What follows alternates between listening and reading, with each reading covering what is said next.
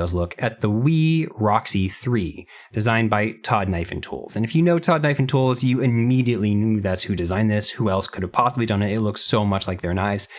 This is not going to be a full small details review because this is an Apex pass-around group knife. So huge thank you to Blade Banter for organizing all of this to make it so that folks like me can check out knives like this and introduce them to folks like you.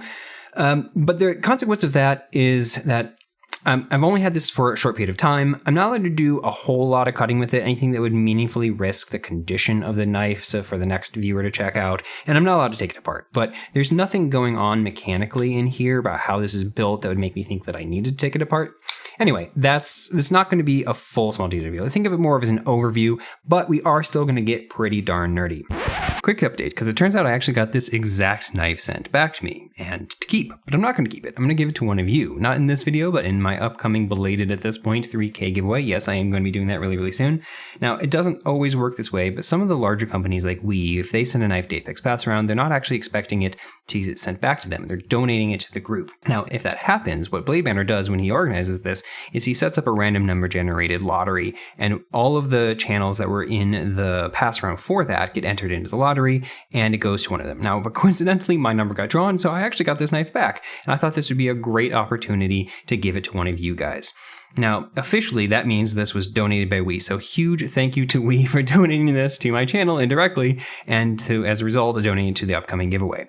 Now, this has gone through a bunch of other reviewers since I got it, and you can see that since then, there have been a few snail trails added to the back here, but generally speaking, all reviewers have the same guidelines as me, and so this knife is still in very good condition. Not new, but very good condition. So what a cool opportunity to be able to give that to you guys in a giveaway like that. So what is Todd Knife Tool? Todd Knife Tool is a collaboration between two brothers. It's primarily Seth Todd running things, I think, and if you get custom knives in them, I think it's entirely him making them, but it's a partnership with him and his brother Terrell.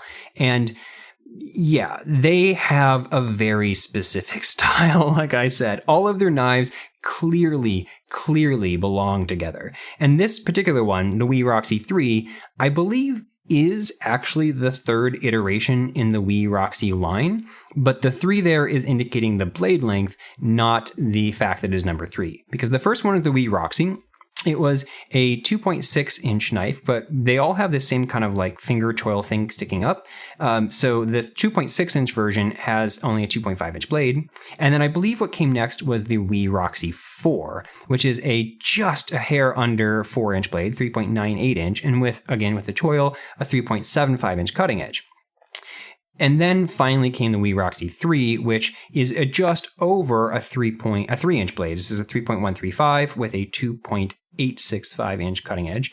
And the thing that's worth noting is that all of the Roxis have extremely common design language, but there are subtle differences. And one of the things is that the original Roxi and then the Roxi 3, have this like sloping edge down here, and it's kind of a more blunt edge, something that's leaning a slightly more in the sheep's foot direction compared to a full Wharncliffe, whereas the Roxi 4 actually has a straight edge here coming out into a more acute, more piercy tip. Now, neither of these are pure Wharncliffe or pure sheep's foot or anything like that, but the Roxi 4 is more in that piercy direction.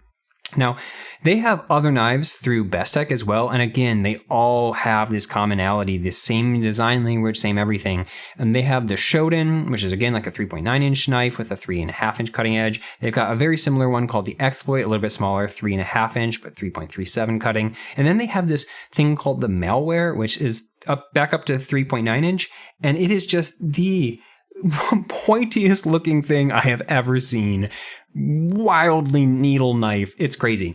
All of them, though, have so much commonality in terms of their aesthetic. And so they clearly lean in this kind of cyberpunk aesthetic. And that is a very polarizing aesthetic. People either love it or they hate it. And for me, back when I was only trying to find one knife to rule them all, and I only wanted to own one pocket knife, and I was trying to find something I would feel comfortable bringing out of my pocket no matter where I was and everything, I wasn't looking at these. But the more that I've kind of gotten into collecting, and at this point I've got stupid number of knives, and the more I've just kind of accepted that I am a collector and I'm willing to get things that are just kind of fun, the more I've let myself play in this space, because I'm a huge nerd. I'm a sci-fi nerd. I was a Trekkie as a kid. I love this cyberpunk aesthetic. The furthest I've let myself go in my own personal collection is the Wee Snex Mini Buster. And you can see there's obviously a lot of commonality in terms of design language between these two knives. There's a lot of just kind of straight lines and then perfect circles, lots of kind of cutouts and holes in places that don't really need to be there. They're only there for ornamentation purposes. And they look like they might be something a robot would have. You can see that they both even have a similar kind of floating backspacer aesthetic in the way they're doing their cutout there. This one, I think, leans a little bit more like Blade Runner-y, and this one leans a little bit more, I think, maybe Terminator-y, or maybe even something that Boba Fett would carry. Either way, Cyberpunk is a love it or hate it aesthetic. And I personally think that love it or hate it is kind of my theme for this knife. That's my takeaway of this knife. I have a kind of a love-hate relationship with it. There's stuff on this knife that I absolutely love, and there's stuff that I absolutely hate, and there's almost nothing in between. There's almost nothing that I'm indifferent about. But while we're talking about aesthetics, let's keep looking. Let's just talk aesthetics for a moment, because this thing has a very strong visual aesthetic. And I think if you like this, then Todd Knife Tools, and this knife in particular, they really, really nail it. They do a really good job of having symmetry in specific places, having curves balance each other in specific places. Like this slope up here perfectly lines up with this slope down here. Now it doesn't literally continue the line. It's recessed back because they don't want you to catch the tip up here. But the arc is the exact same, and it flows and mirrors this arc right here. They do a really good job, I think, of blending curves and straight lines. There's also this really recurring theme of circles. There's on all of his knives, they have these 3 circles. That's just part of the design language. But you can see that the cutout itself is a perfect pill shape, which means it's 2 perfect circles and then connected together. And there's circles everywhere.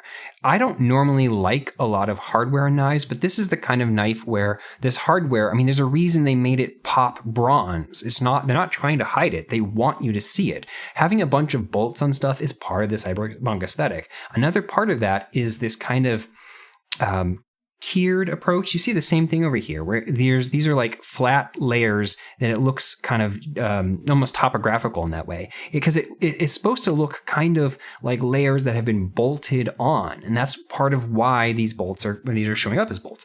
Now, one thing that really bugs me aesthetically right off the bat is the logo on the pivot. Now, ordinarily, if this is what the knife looked like, I'd be all for it, because honestly, the Wii logo kind of works perfectly on this knife. It's a bunch of straight lines and then a perfect circle. But why is it silver? Why is it silver? There's so many circles on this, and every single one of them that have been added on is bronze, bronze. Bronze, bronze, bronze, bronze, bronze, bronze, bronze, bronze, bronze. Even the back of the pivot is bronze. Why is that silver? Drives me insane. There's a couple other small things that I think are a little bit weird aesthetically about this. One of them is right here. So this finger choil cuts back into this slope right here, and it just has this weird little notch that cuts in. And I don't know. It's fine. There's nothing wrong with it. In fact, ergonomically, it might feel a little nice even. I don't really know. But every time I look at this, I cannot help but feel that this entire thing should be just scooted a millimeter forward and that line shouldn't have been broken up. Similarly, right above it, I think this corner just looks kind of weird. Like there's this swoop down, and then there's kind of just tiny little knuckle right at the end. And nothing's wrong with these things, but this is the kind of knife where everything else leaves this feeling of being very precise, if you will. And as a result, these little tiny things right there kind of irk me. The other thing that bugs me aesthetically is that this slope here is coming this way and this slope there is coming that way. I just think these should be parallel. Little minor things that bug me. But overall, I think this is aesthetically a very strong knife. And I want to give a lot of props to Todd Knife Tools for creating something that I think looks really freaking cool. The last thing I want to say about the aesthetics of this knife is that I think the overall finishing is just really well done. Yeah, there's little chamfers everywhere, but I mean the literal like surface finishes themselves. This is an S35VN blade, and the dark stonewash they did in this is so even and nice, and it pairs so well with the dark stonewash they did on the tie. This is even darker, and the tone gives this really nice contrast. I just think it looks great, and these are both slightly rougher stonewashes, and so I think it that's part of what makes it lean in, like I said, a little bit more Terminator. Some Cyberpunk stuff looks crisp and clean and like a robot that's functioning perfectly, and some looks like a robot, that's maybe lived through slightly rougher experiences. Now, it's not unique to this knife. Like this here is the Berg Blades Mini Slim, and this is made by We as the OEM, and you can see they have this same stonewash finish on the handle and on the blade, and over back here, aside from the anodization, the handle finish is the same as well. It's just an aesthetic that I think works perfectly for this particular knife. So for me, the overall aesthetic and the looks is an absolute love it. Other people, it might be a hate it. Now let's start talking about the blade itself. So this is reasonably thick blade stock. It's deceptively thick. It's actually thicker than it looks because we have this chamfer along the top that's thinning it out. It is interesting. It's worth noting that where the top of the grind would be and where the chamfer would be was actually like right in the middle of where this fuller is. So if you look at kind of how these angles are coming together, they would, if you like kind of just followed those paths, they would crest right in the center there. So there's this chamfer along the top that's thinning it out, and then there's this chamfer along this edge and everything like that. And so this looks from above like it's not all that thick. But this is actually 0.16 inch blade stock. It's 0.158. It's 4.1 millimeters. And by my standards, 0.16 on an EDC knife is pretty thick. I mean, it's certainly not the thickest in the world. There are certainly thicker knives, but this is a 3-inch blade, and so 0.16 is kind of thick. However, you can pull that off if you have a very, very tall grind, and that's exactly what they're doing here. So this knife is actually really quite slicey. This comes down to a very thin, about 14 thousandths behind the edge down here, and that in of itself would mean that it would enter materials well. But if you're going from 13 thousandths up to 160 thousandths, and you do that over a short period of time, it doesn't matter how thin you are behind the edge, you're going to wedge immediately. Luckily, they're spreading that out over a long distance. This is almost a full inch tall here. It's 0.948. And so what you get is this nice long slope. Now, what the result of this is this type of blade cuts really, really well through stuff like single-walled cardboard, because single-walled cardboard splays easily, especially as you go farther and farther away from the actual cut point. And so a full inch away from the cut point, the cardboard is happy to spread off to the side like that. It'll usually do something kind of like that, or it'll kind of flex a little bit because it is a flexible material. And so that works perfectly fine. And this, I expected it to cut kind of like a laser beam through cardboard, and it does through single-walled cardboard. This kind of blade doesn't work as well through stiff materials like double-walled cardboard, especially if you're cutting through something dense like styrofoam or cutting through like an apple, because there's just no getting around the overall blade stock. It is as thick as it is, and so if it's a material that can't splay, it's just going to wedge, and you're not going to get anything out of it. Now, the good news is that this tip comes to a very precise tip. And so, and it is thinner, thinning out this whole way. And so you can actually do some fantastic detail work. I will note that the blade stock is 0.16 here, and that, like I said, the full thickness where this grind would end is right at the center of this fuller mark. And so it's actually a little bit thinner, this entire path out here, but it's 0.154 instead of 0.158, and so it's effectively the same thing.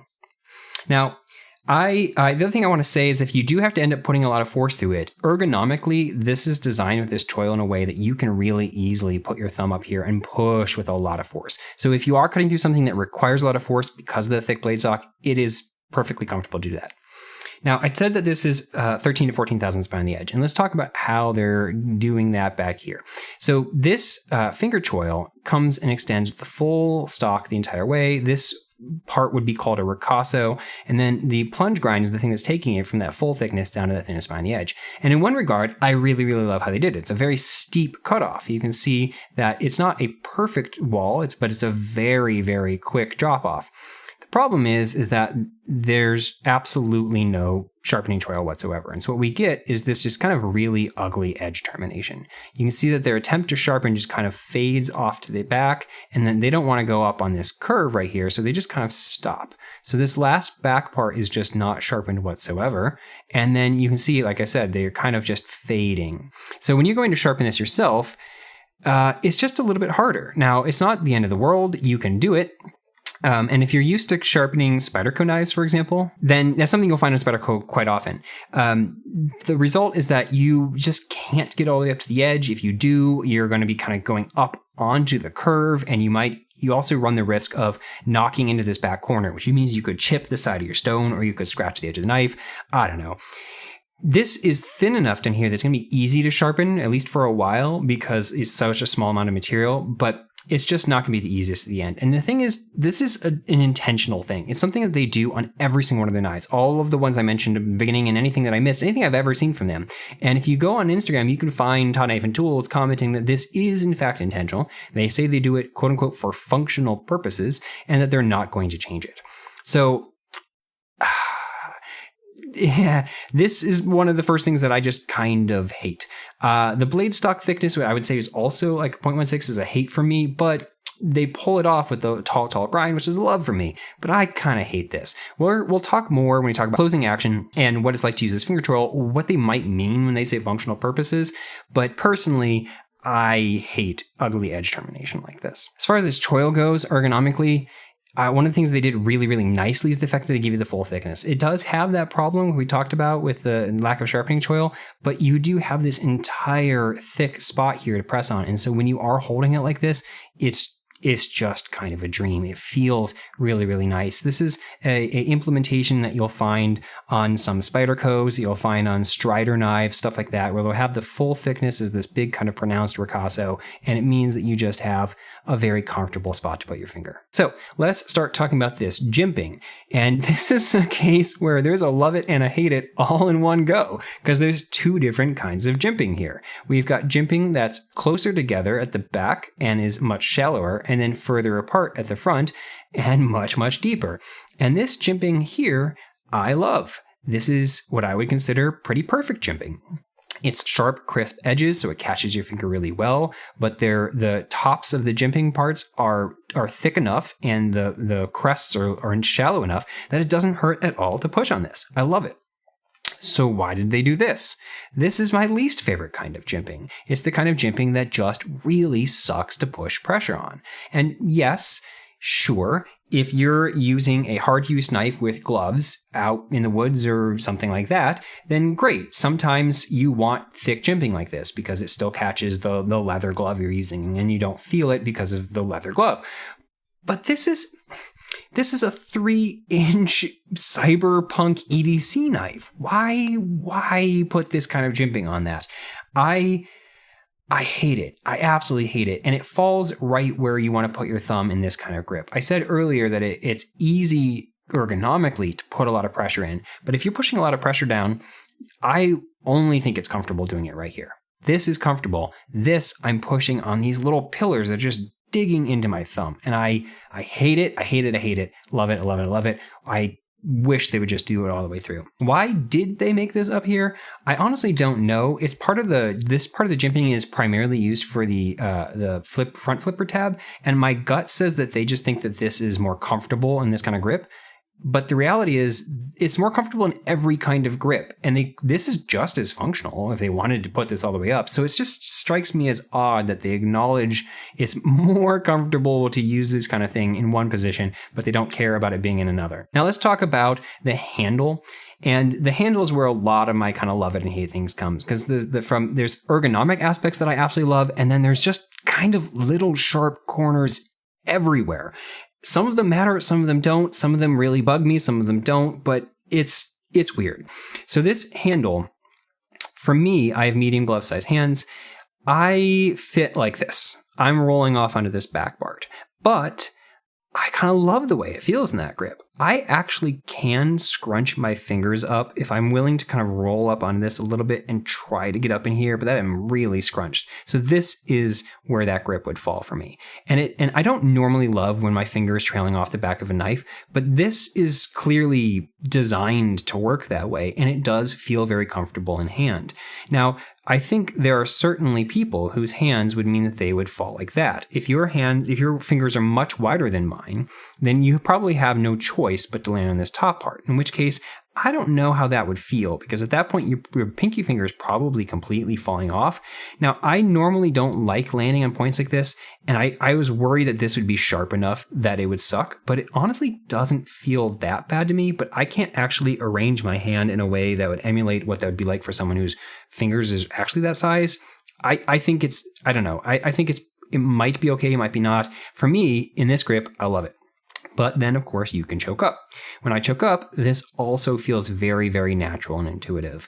At this point, all 4 of my fingers land right there. And so if you have a really big hand, I think you just wouldn't do this. I think you would just always use it choked up, roll your pinky under that, and have your other middle fingers in the center there. For me, that's the grip. And I do quite like this. There's one really glaring thing that keeps happening to me in this grip, and that's the clip. We'll talk about that in just a moment, but I'm feeling it right now, and I can't. Really feeling it right there. I can't help. I have to mention it. But before we go to that, let's talk about other grips. I think this is a knife, especially because it's a low-down tip and this kind of sheep's footy, Warncliffy hybrid thing. Those are meant for utility cuts, and I think choked back like this, for the most part, like the big picture ergonomics, this is fantastic. My fingers curl right here and anchor off this little hook, and then my finger rests right there on this part that's still thick enough, and this does feel really, really good. The problem is back here. This is jabby. Let's talk about this lanyard hole for a moment. I said at the beginning that there's holes all over this, and I don't normally like when a lanyard hole is just a hole punched through a knife. But with the holes everywhere else, that actually fits perfectly, and it would be kind of almost odd if this was something else. Now, on the other versions of the Roxi, it's a big, long slot, and that fits its own kind of way with the aesthetic. But on this, I think this makes perfect sense. They're also doing a cool thing where they're recessing it right here and here, and making it so that here, let me fold this so you can see this. They're making it so that the lanyard itself, the paracord or the leather, whatever you're using, would fold in here and nestle in here and stick out the back. So they're doing this thing in a way that's like kind of functionally a good idea. And if you have the lanyard on here, that will all work. The problem is that having this recession back here means that all of these little spots that they left over are very sharp, jabby little corners. And so when I put this in hand, it's like little tiny sharp metal pokes, just jabby, ow, ow, ow, ow. You can see it's just digging into my hand. And so the big picture, I think this feels great overall in my hand, and right back here, it just sucks. However, you can choke up like this instead if you want. And this is actually super duper comfortable. What I'm doing is putting my finger hooked onto this. My other ones are resting there. I'm now curling up over onto that. And this actually gives you really, really good control and a lot of force you can put behind that tip. And so I actually found that when I was doing utility cutting to try to use this tip to do kind of detailed work, that this was my favorite preferred grip, even more than that. And it's just because of this back being kind of pointy. There are other little points kind of all over this knife, like these little corners, and you probably aren't pushing on them most of the time, but there are certain grips where if you're trying to use it like in a chef's kind of pinch grip, for the most part, this is actually really, really comfortable, but sometimes I find myself pushing right on that little edge. It's just a little corner that doesn't need to be there, but it's there. And there's just stuff like that kind of everywhere. Let's finally talk about this clip, because this clip is an ergonomic nightmare for me. This is a long clip. It's longer than it should be, I think, and it comes to this point, and this is just so jabby. If I'm choked all the way up, it's at least landing back here in my hand, but it still pokes me pretty frequently, especially if I'm doing any kind of pressure that's kind of pushing my hand backward at all or anything like that, if I'm pulling like that. But if I choke back, oh my God, I hate this so much. I hate this so much. It is just horrendously digging in. And especially if I'm moving my hand around at all, repositioning, it's like pushing right on this. Just, ugh, I hate it. I hate that. Coming back, I think the clip looks freaking awesome, but this also introduces just all of these little corners everywhere. And I feel them. I feel them in my hand. I feel them poking back here. I feel it right there. And if I'm holding the knife, especially because when you try to use a front flipper, you're often bracing off this. I'm just right, these little corners are right on my finger. Ow, ow, ow, ow. It's the kind of thing where some people are going to say I'm being, super dramatic, melodramatic, and that, this is a good representation of me having soft keyboard fingers. Sure. You're right. Maybe you hold this knife every single day and it never bugs you. But I'm telling you, in my hands, this clip is just a nightmare. Functionally speaking, the clip works great. It's got plenty of spring tension. It slides out of the pocket just fine. Overall, deepness of carry is about there. So it's not that bad since the knife slopes up. You don't have a whole big chunk out here, but it's not going to be very deep carry. As far as how this carries in your pocket, that's where this backspacer is going to come in. So this backspacer is, I think, aesthetically a really just cool looking backspacer. I love the floating parts. I love the floaty part there. It also means that if you have a lanyard going through there, you can see the lanyard cord. It's just a cool thing. But there are these notches in the back, and these are jimping notches that perfectly echo the spacing and size and everything of these jimping notches. They're exactly the same. Now, they sit just recessed in enough that if you're not going to slide on them on your hand, like it's not really providing any traction there. But what it does work really, really well is for pulling this out of your pocket. So some people pull knives out of their pocket like this. They pinch like that and pull up. Other people pinch like this, and you can do that on some knives and others, and you can't. But for this, if you are the type of person that grabs like this, or if you want to train yourself on this, the jimping there works perfectly. It makes it super easy to grip, and it definitely grips into your thumb. So this is actually functional, at least for that purpose, and I found it very, very useful for that. As far as how it carries overall, it's it's a little bit heavy. So it's a 3-inch knife, and it's 4.25 ounces. And so that's heavy for its size. It's not heavy overall. It just has that kind of like chunk of metal sturdy quality because there's absolutely no skeletonization going on here. But they, if they did skeletonize it, they would mess one thing up because the balance point on this knife is perfect. Exactly where you want it. This is, when you're holding it choked back in this grip, this is exactly the kind of balance you want to feel nimble and feel like you have total control over this knife. If you're choked up, now you're slightly ahead of the balance point, but this is still very, very well done because you are centered. And that means the distribution of this weight is pretty even. The full thickness of this backspacer means that choked up, it feels just the tiniest bit butt heavy back here, but it's very, very good balance. So one of the things it's hard for people to get that right on knives, and I think they nailed it. And it's because they're able to have so much blade stock up and thickness and weight up here that they're able to balance how much weight there's back here. And if they did that skeletonization, it would just be ruined. So another thing I want to talk about with this knife is the lock bar relief. And they did it in an interesting way. And this is another thing that I kind of hate, but some people might end up loving. They gave you these really big, deep scallops. And the result is that you have plenty of access here. There's no recession on this side, but there's a big gap here for you to stick your thumb into. And so in that regard, they did a really, really nice job. The thing that I don't like is that there's a radius in there, like it's cut out into a curve, but it's so far down that it's effectively just a wall right here. And they did take this top chamfer and knock it off, but the end result is that it feels like there's not a scallop.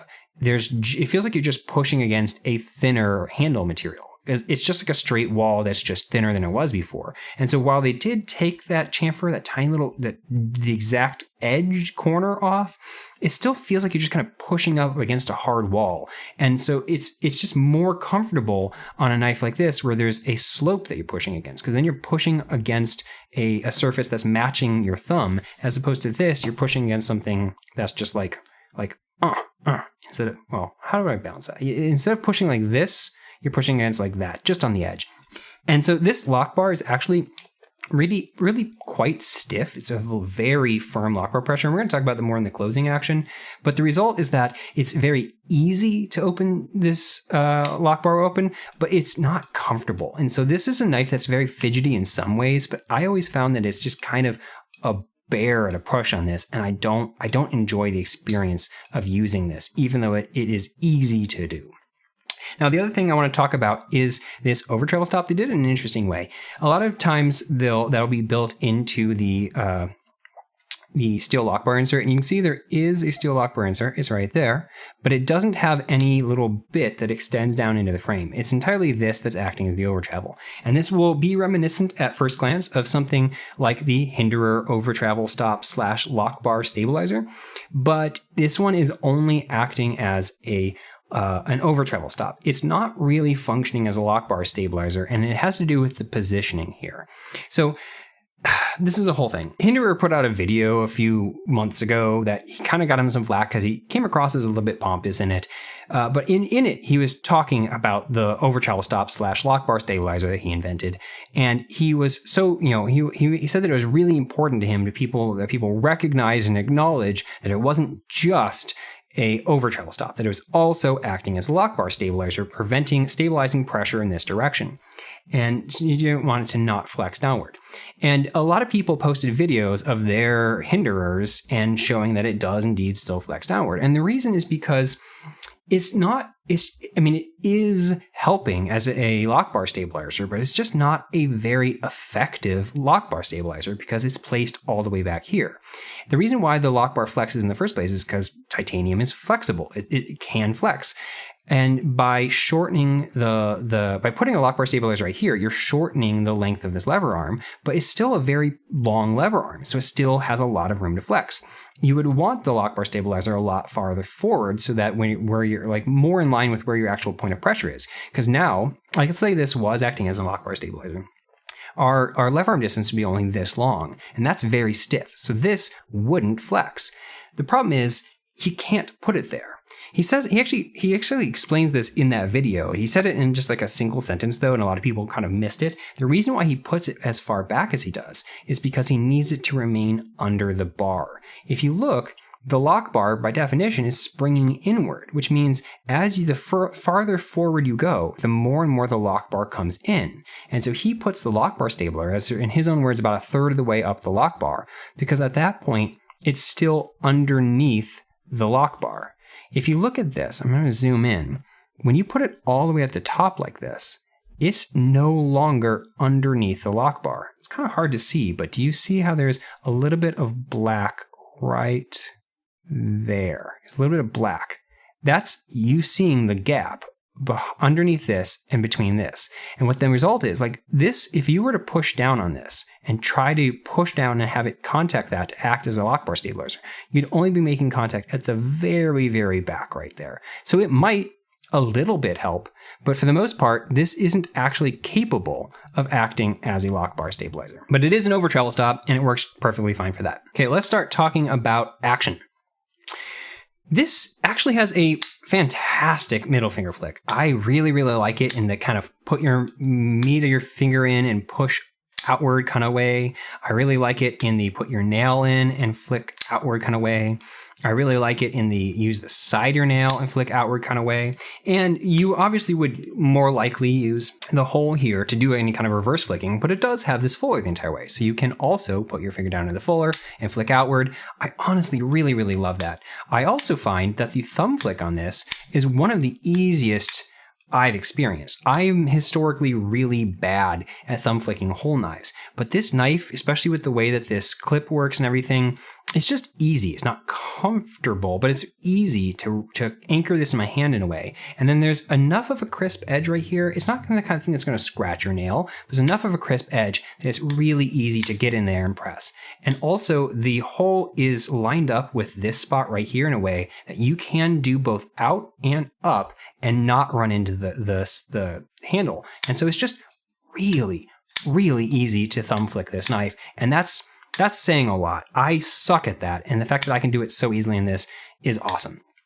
Now, this also has a top flipper, and this is this is the kind of top flipper that is perfectly flush in line with the top. And that's become very popular these days because people don't like front flippers being like a big mohawk at the top. But the problem is this is just never going to be the most effective kind of front flipper. It certainly does work, but it's the kind of thing that relies on traction rather than geometry. What I mean there is that you can't push on this and just like press and make it go. And you certainly can't keep pushing and do follow through. And you have to instead push up and out and rely and pull on this with the traction of this and pull this up. And the problem with that is that as you go up then, now the blade's going to continue moving, but your motion was in that direction. So you're no longer making contact. If the flipper tab extended upward, you would be able to push and maintain contact and follow through the entire way. Now, what you end up having to do is kind of like this motion, and it's not the most intuitive motion. It's kind of like a semicircular motion, but you can do it. And like I said, totally works. And if this is the way that you want to do it, I think it works fine. It's just never going to be the best. Now, for me personally, I can't do this reach around. If I stabilize it at the back with I can get it to work. But the reason why I'm having trouble is because in order to stabilize the knife with just my one free hand, I keep having to put my finger here on this lock bar. I can't, it extends up. It's pretty deep into here. I can't stabilize this knife securely and keep my finger off that lock bar at the same time and reliably do this. It keeps on wiggling like this in my hand because where I'd want to put it is right in front of this clip so that if the knife tries to move forward, it's being blocked by my finger, but then I'm on the lock bar, and this is the kind of knife that is susceptible to lock bar pressure. It's not normally a problem because it just isn't normally a problem, but yeah. And so I think I've only once ever done this reach around kind of thing, but oh well. All the other opening mechanisms are so good and reliable and fun that I don't personally mind that. As far as closing goes, now I said when talking about the handles that it's easy to get in here, and but it's not the most pleasant to press on this.